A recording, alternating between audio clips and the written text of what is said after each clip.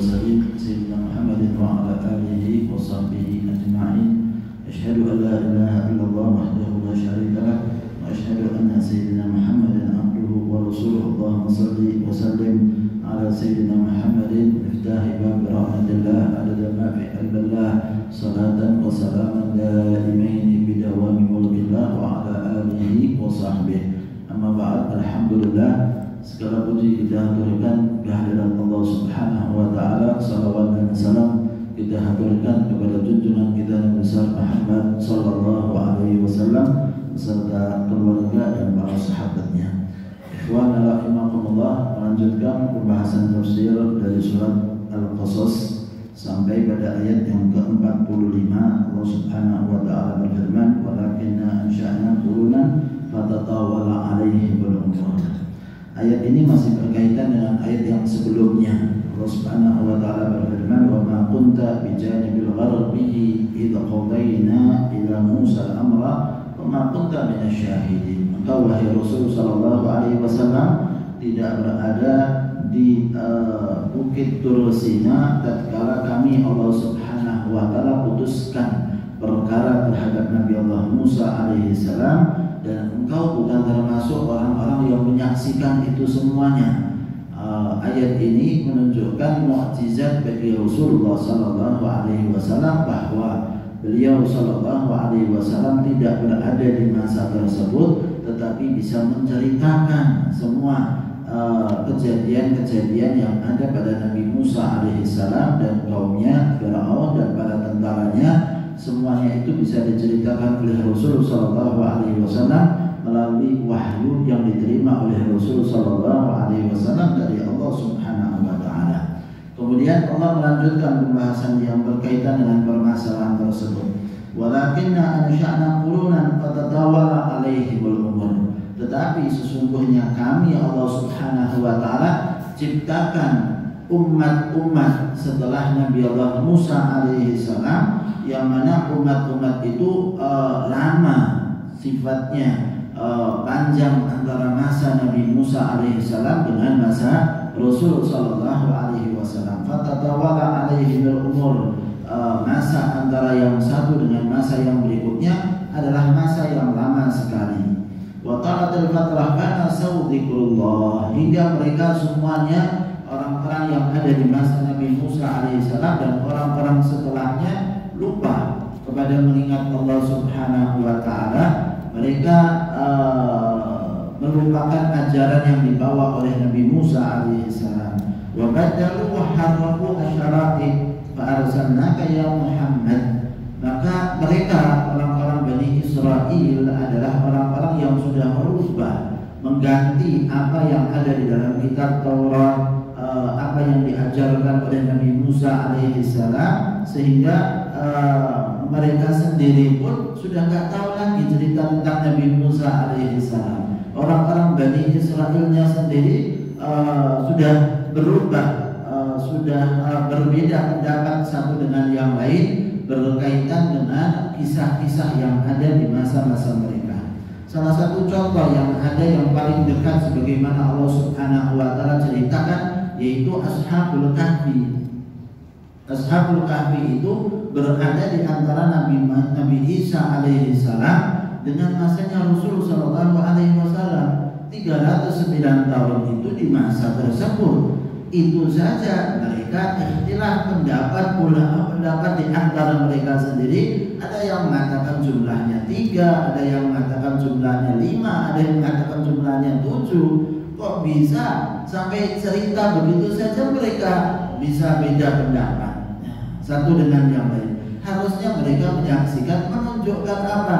Menunjukkan bahwa mereka itu adalah orang-orang yang gampang untuk merubah satu keadaan menuju keadaan yang lain. Syariat yang satu dengan syariat yang lain diubah oleh mereka dengan mudahnya tanpa ada beban bagi mereka bahwa ini risalah dari Allah, ayat-ayat yang turun kepada mereka harusnya dijaga.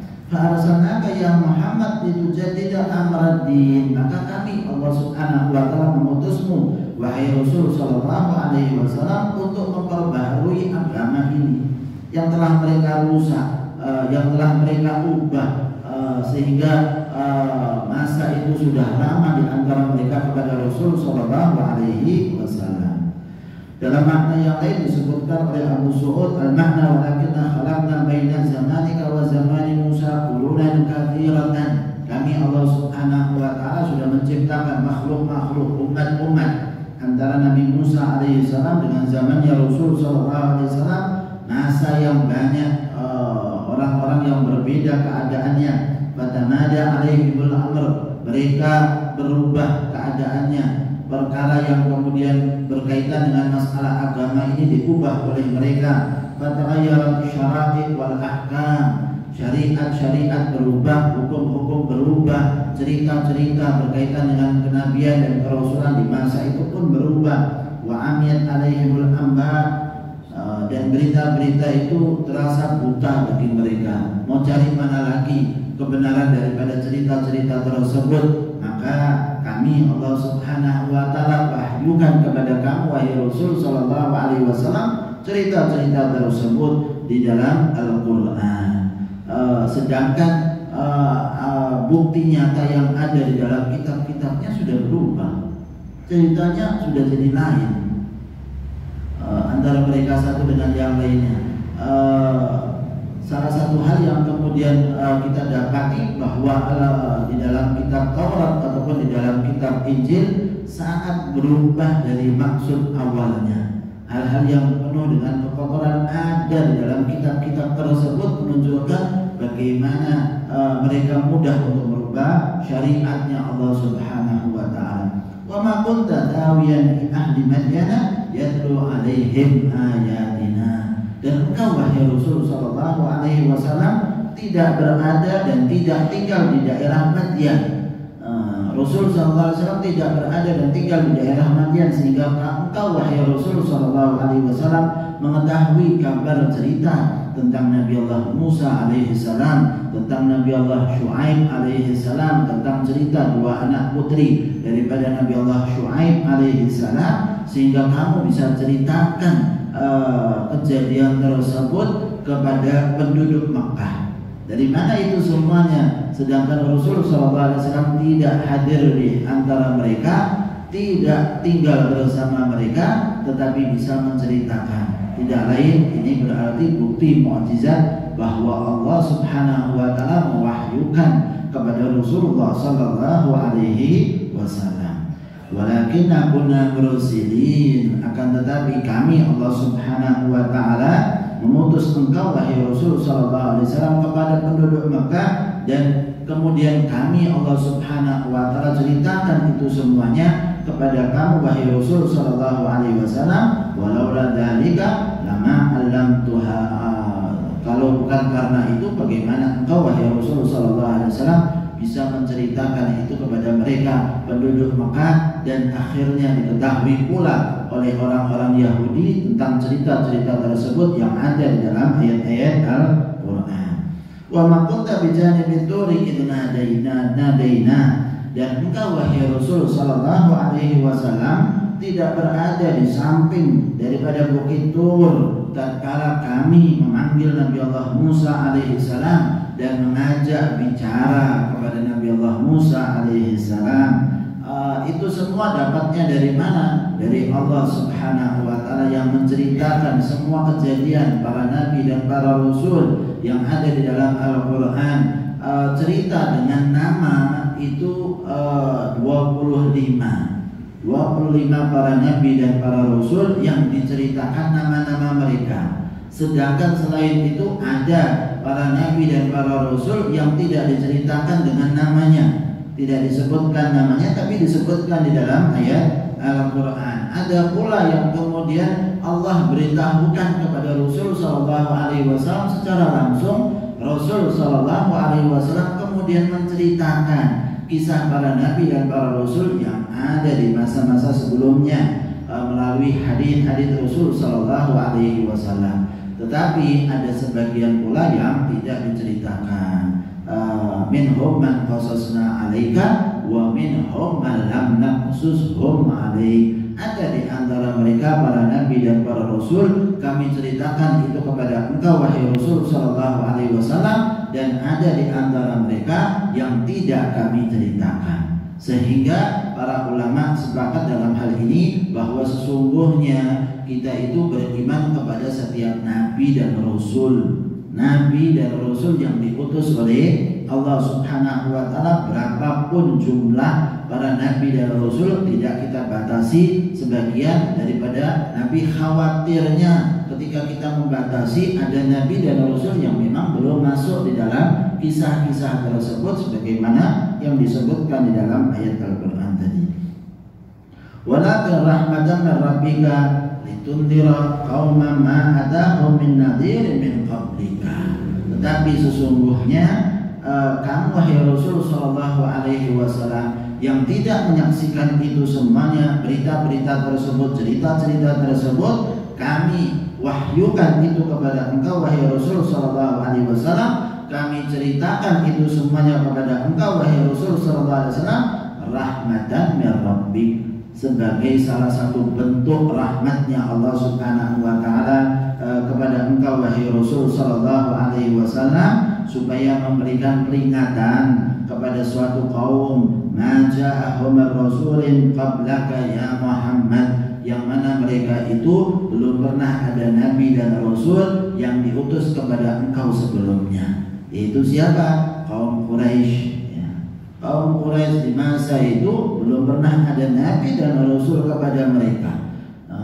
Ada nabi Allah Ismail alaihi salam, masanya sudah jauh sekali dari Rasul sallallahu alaihi wasallam. Nabi Allah Musa saja itu antara Nabi Ismail dengan Nabi Muhammad sallallahu alaihi wasallam itu sudah jauh sekali masanya. Ada Nabi Ismail itu kan bersaudara dengan Nabi Allah Ishak alaihi salam. Sedangkan Nabi Allah Ishak ada Nabi Yakub, ada Nabi Yusuf alaihi salam, ada Nabi Musa alaihi salam, Nabi Harun alaihi salam. Jadi masanya sudah masa sangat jauh sekali. Setelah itu Nabi Allah Daud, Nabi Allah Sulaiman, Nabi Zakaria, Nabi Allah Yahya, Nabi Allah Isa. Baru setelah itu Rasul sallallahu alaihi wasallam. Jauh sekali antara Nabi Ismail dengan Rasulullah sallallahu alaihi wasallam. Sedangkan itu masa itu tidak pernah ada nabi dan rasul kepada kaum Quraisy, kepada orang-orang Arab di masa itu.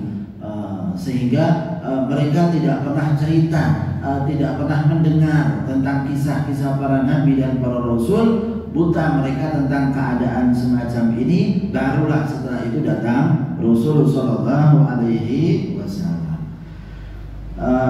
Walakin rahmatan min rabbika litundira qauman ma atahum min nadhirin min qablika la'allahum yatadhakkarun, agar mereka ingat mendapatkan pembelajaran nasihat dari apa yang dibawa oleh Rasul sallallahu alaihi wasallam. Tidak lain diutusnya nabi dan rasul kepada suatu kaum untuk mengingatkan mereka jalan Allah Subhanahu wa taala yang benar itu bagaimana. Karena mereka sudah lupa kepada Allah, mereka sudah aturannya saling membunuh satu dengan yang lainnya, saling menguasai satu dengan yang lainnya. Maka mereka butuh untuk diingatkan kembali ke jalan Allah supaya memperbaiki daripada kehidupan mereka yang rusak akibat memperturut daripada hawa nafsu saja tanpa berdasarkan wahyu dari Allah Subhanahu wa taala.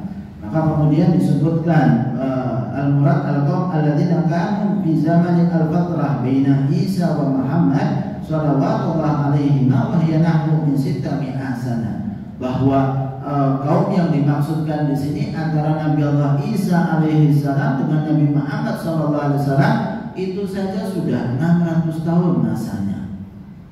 Sehingga ajarannya sudah berubah. Nabi Allah Isa alaihi salam bawa ajaran Islam, itu pun mereka ubah ajaran-ajaran tersebut, berbeda dengan yang seharusnya dibawa oleh Nabi Allah Isa alaihi salam. Masa yang sudah lama itu mengakibatkan mereka nggak kenal sama sekali. Kita ini saja nggak kenal sejarah-sejarah sebelum kita. Kalau nggak kita pelajari, nggak kita buka buku-buku pelajaran, kita nggak tahu. Nggak ada cerita itu di masyarakat. Karena apa? Karena hilang sudah. hilang sejarah-sejarah tersebut, nggak pernah diceritakan. Padahal kita masanya mudah untuk mendapati. Bagaimana Anda bisa bayangkan di zaman terdahulu nggak ada buku, nggak ada apa-apa, nggak ada cerita tentang Nabi Allah Isa yang sebenarnya itu yang bagaimana ceritanya. Isi kitab Taurat maupun kitab Injil yang dibawa oleh Nabi Allah Isa pun sudah mereka ubah sehingga sama sekali mereka nggak kenal tentang Allah yang sebenarnya, ajaran syariat yang sebenarnya sudah hilang dari diri mereka. Maka Allah memperbaharui itu dengan diutusnya Rasulullah Sallallahu Alaihi Wasallam. Walaula an tusibahum musibatun bima qaddamat aydihim, andai saja ucapan mereka mengakibatkan mereka mendapatkan siksaan dari Allah Subhanahu wa taala sebab daripada kekufuran mereka, sebab daripada maksiat mereka, maka apa yang akan terjadi? Fayaqulu rabbana laula arsalta ilaina rasulan fanattabi'a ayatika wa nakuna minal mu'minin. Mereka kaum-kaum yang ada di zaman fatrah, lalu kalau mereka kemudian ditimpakan azab kepada mereka sebab kekufuran mereka, sebab maksiatnya mereka, pasti nanti di hari kiamat mereka akan punya alasan. Alasannya apa? Ya Allah, andai Engkau utus seorang nabi dan rasul di antara kita sehingga kita mau mengikuti mereka dan akhirnya kita tidak kena azab. Ini salah satu alasan mereka kalau kelak nanti di yaumil kiamat mereka didatangkan, sedangkan mereka ketika di dunia diazab oleh Allah di zaman fatrah tersebut.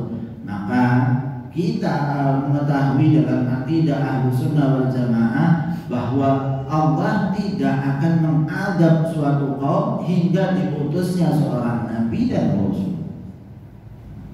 Baru setelah itu ketika mereka mengingkari, sebab apa? Ya sebab ini tadi. Mereka nanti akan di hari kiamat punya alasan. Alasannya apa? Mengatakan, oh kita kan belum dapat nabi dan rasul. Kalau kita nggak dapat nabi dan rasul, itu kan wajar kita akhirnya maksiat semacam ini, berbuat kerusakan semacam ini. Andai Engkau utus seorang nabi dan rasul di antara kita sehingga kemudian kita mengikuti ajarannya, maka itu akan menjadi sebab kami terselamatkan. Kami adalah orang-orang yang di zaman fatrah. Ya, maka kan kita meyakini bahwa orang-orang yang di zaman fatrah itu adalah orang-orang yang selamat. Ya, keyakinan kita Ahlussunnah wal Jamaah menganggap mereka dari zaman Nabi Allah Isa alaihi salam sampai zaman Rasul sallallahu alaihi wasallam belum ada nabi dan rasul di masa tersebut, maka mereka adalah orang-orang yang selamat sebagaimana disebutkan di dalam ayat wa ma kunna mu'adzibina hatta nab'atha rasula. Kami Allah Subhanahu wa taala tidak akan mengadab suatu kaum hingga kami utus kepada mereka seorang rasul. Mungkin ada yang mempertanyakan, loh Rasul kan pernah mengatakan fulan bin fulan ketika ditanyakan masuk neraka, kata Rasul Shallallahu Alaihi Wasallam. Atau dikatakan pula ada seorang nama yang disebut oleh Nabi Shallallahu Alaihi Wasallam masuk neraka, padahal itu di zamannya fatrah. Para ulama mengatakan mungkin saja Rasul Shallallahu Alaihi Wasallam menceritakan itu ada kekhususan 1-2 orang yang akhirnya menyebabkan masuk neraka. Kenapa? Karena mereka menjadi sebab berubahnya agama di masa-masa itu. Masa dulu mereka tidak kenal penyembahan berhala. Orang-orang Mekah tidak kenal sembah berhala. Tapi ada orang yang kemudian safar pergi melakukan perjalanan jauh ke Syam, mendapati orang-orang di Syam ternyata menyembah berhala. Akhirnya ambil berhala itu dibawa menuju ke Mekah, dikatakan ini Tuhan kalian sembah. Akhirnya berubahlah keyakinan itu.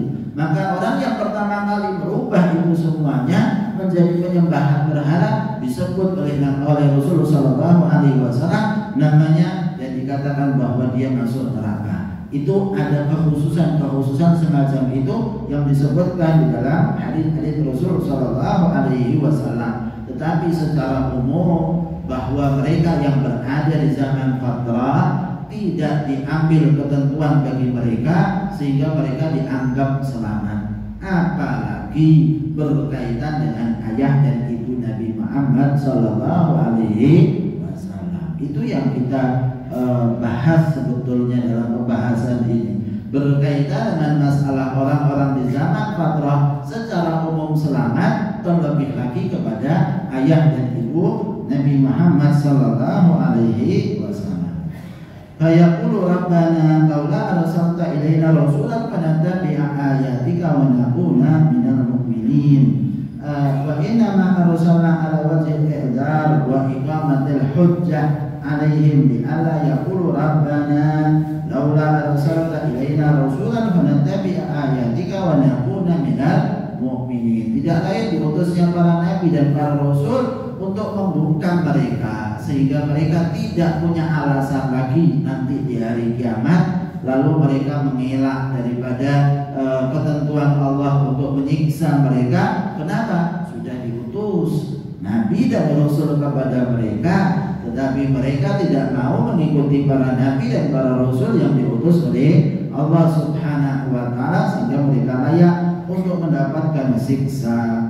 Falamma ja'ahumul haqqu min indina qalu laula utiya mithla ma utiya Musa. Tetapi apa yang terjadi ketika Rasul Shallallahu Alaihi Wasallam datang kepada mereka, orang-orang Quraisy, maka kemudian orang-orang Quraisy mengatakan, andai yang dibawa sama Nabi Muhammad Shallallahu Alaihi Wasallam itu seperti yang diberikan oleh Allah kepada Nabi Musa. Nabi Musa kan punya tongkat, Rasulullah nggak punya tongkat berubah jadi ular. Nabi Musa punya tangan yang kemudian berubah menjadi cahaya. Kenapa Rasulullah SAW Muhammad tidak mempunyai seperti apa yang dipunyai Nabi Musa alaihissalam, sehingga setiap waktu dan setiap saat itu bisa menampakkan daripada mukjizat-mukjizat. Rasulullah SAW kan tidak seperti itu. Maka mereka ambil lagi alasan bahwa sesungguhnya andai Nabi Muhammad itu yang mengaku sebagai seorang nabi dan rasul punya mukjizat juga seperti Nabi Musa alaihissalam. Nabi Muhammad tidak punya mukjizat, kata mereka, walaupun ada di hadapannya berbagai mukjizat-mukjizat yang lainnya. Nah, mereka menolak Nabi Musa alaihissalam. Ya sebetulnya menolak Nabi Muhammad itu ya berarti menolak Nabi Musa alaihissalam, sama saja. Mereka kan hanya berkilah saja, cari-cari alasan saja. Maka Allah Subhanahu wa taala sebutkan, awalam yakfuru bima utiya Musa min qablu. Bukankah ada orang-orang sebelum kalian yang ternyata saat Nabi Musa datang kepada mereka, ya mereka tak percaya kok sama Nabi Musa alaihissalam.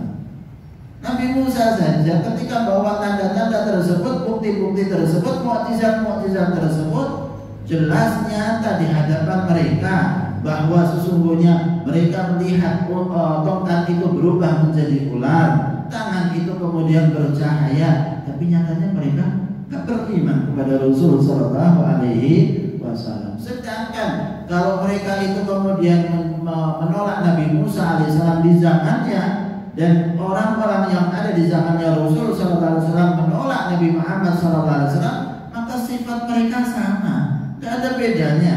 Sama-sama kemudian tetap saja mengingkari para nabi dan para rasul. Kalau tidak percaya kepada satu nabi, maka berarti juga tidak percaya kepada nabi yang lainnya.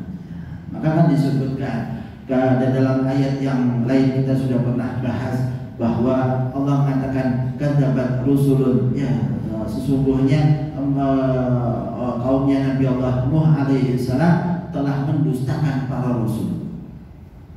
Padahal yang diutus cuma Nabi Nuh alaihissalam satu saja. Tapi yang dikatakan dalam ayat Al-Quran, sesungguhnya kaumnya Nabi Allah Hud alaihissalam telah mendustakan daripada para rasul. Bukan Nabi Allah Hud saja, tapi yang disebutkan di dalam ayat semua para rasul. Loh, kenapa semacam itu? Para ulama mengatakan kalau sudah mendustakan Nabi Allah Hud berarti mendustakan semua rasul. Sama saja. Mau datang Nabi seperti apa kepada mereka, ya tetap saja didustakan. Nabi Allah Saleh alaihi salam didustakan oleh kaumnya, itu berarti mendustakan Nabi Allah Hud, mendustakan Nabi Allah Ibrahim, mendustakan Nabi Musa, juga mendustakan Nabi Muhammad sallallahu alaihi wasallam. Karena risalah mereka sama, mukjizat mereka mungkin berbeda, tapi sesungguhnya ada di hadapan mereka mukjizat, sesuatu kejadian yang luar biasa dilihat oleh mereka, tapi mereka mendustakan. Mau datang seperti Nabi Musa, mau datang seperti nabi-nabi yang lain, tetap saja mereka semua adalah mendustakan para nabi dan para rasul yang diutus oleh Allah Subhanahu wa taala. Sebagian mengatakan bahwa yang dimaksudkan di dalam ayat ini adalah orang-orang Yahudi, ya. Jadi orang-orang Yahudi itu manas-manasi orang-orang Quraisy, mengatakan katakan saja sama Muhammad bahwa sesungguhnya datangkan seperti Nabi Musa alaihissalam. Ya. Jadi orang-orang Yahudi berusaha memanasi mereka untuk mengatakan kepada Rasul Shallallahu Alaihi Wasallam bahwa Nabi Muhammad itu tidak membawa mukjizat seperti Nabi Musa alaihissalam. Maka kemudian disebutkan di dalam ayat awalam yakfuru, bukankah mereka orang-orang Yahudi itu, ya, bukankah orang-orang Yahudi itu adalah mendustakan Nabi Musa alaihissalam? Nabi Musa sudah datang sama mereka, tapi mereka dustakan kepada Nabi Musa alaihissalam dengan berbagai mukjizat yang mereka lihat dengan mata kepala mereka. Mereka tidak taat kepada Nabi Musa alaihissalam. Wakala Abu Hayyan yadharu indi anna dhamir aqidun ala Quraisy alladziina qalu laula utiya Muhammad mithla ma utiya Musa wa dzalika anna taqdhibahum li Muhammadin taqdhibun li Musa. Tetapi sebagian ulama yang lain mengatakan bahwa yang dimaksud tetap saja adalah orang-orang Quraisy. Kenapa? Karena kalau mereka mendustakan Nabi Muhammad SAW, berarti mereka juga mendustakan Nabi Musa alaihissalam. Wa nisbatuhum as-sihar li Rasul nisbatan sihar li Musa. Mereka mengatakan ketika datangnya mukjizat Rasulullah berupa terbelahnya bulan di hadapan mereka, mereka mengatakan ini sihir.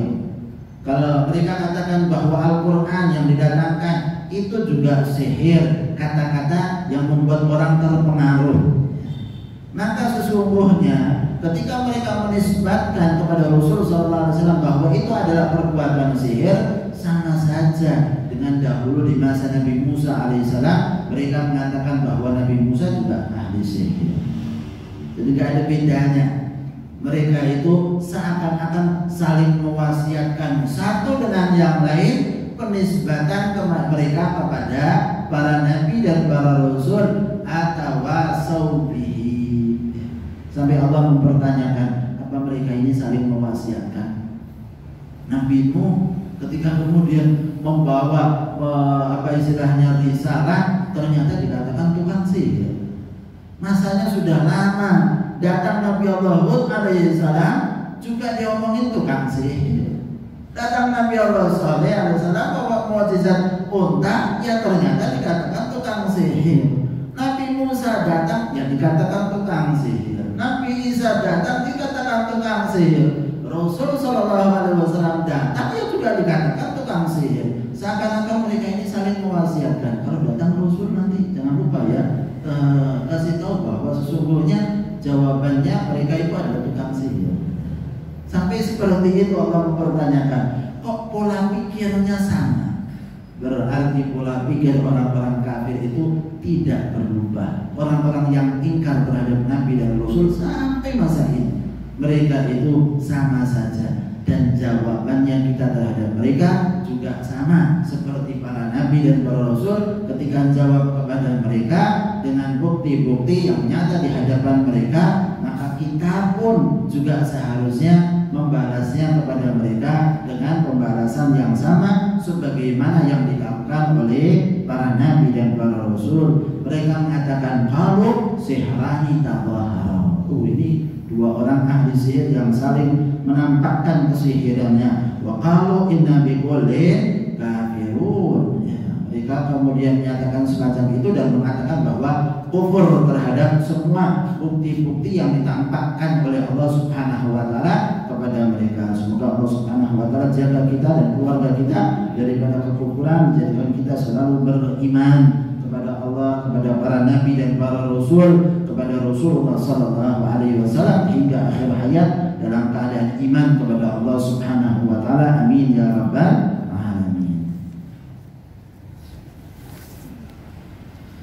Bismillahirrahmanirrahim. Radhiyallahu ta'ala ankum qala radhiyallahu ta'ala anhu wa qad kana rajulun